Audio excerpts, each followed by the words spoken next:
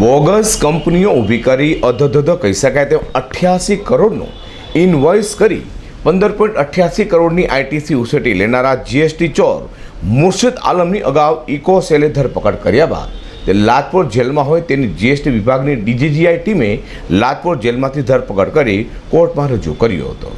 Surat crime બ્રાન્ચની eco સેલની ટીમે રાજ્યવ્યાપી 2706 કરોડ રૂપિયાનું જીએસટી કૌભાંડ ઝડપી પાડ્યું હતું।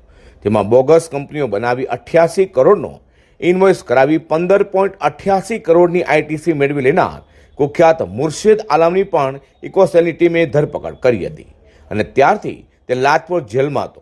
જોકે હાલમાં જીએસટી વિભાગની ડીજીજીઆઈ વિંગ હરકતમાં આવી છે અને આરોપી મુર્શિદ આલમનો લાજપોર જેલમાંથી જીએસટી વિભાગના ડીજીજીઆઈ વિંગે કબજો લીધો હતો અને કોર્ટમાં તેને રજૂ કર્યો હતો, જ્યાં જીએસટી વિભાગના વકીલ ઇમરાન મલેકની દલીલોને ધ્યાને લઈને જીએસટી ચોર આરોપી ખુરશીદ આલમને જ્યુડિશિયલ કસ્ટડીમાં મોકલી આપતો હુકમ કર્યો છે। અઝર કુર્સી સાથે પ્રકાશવાળા।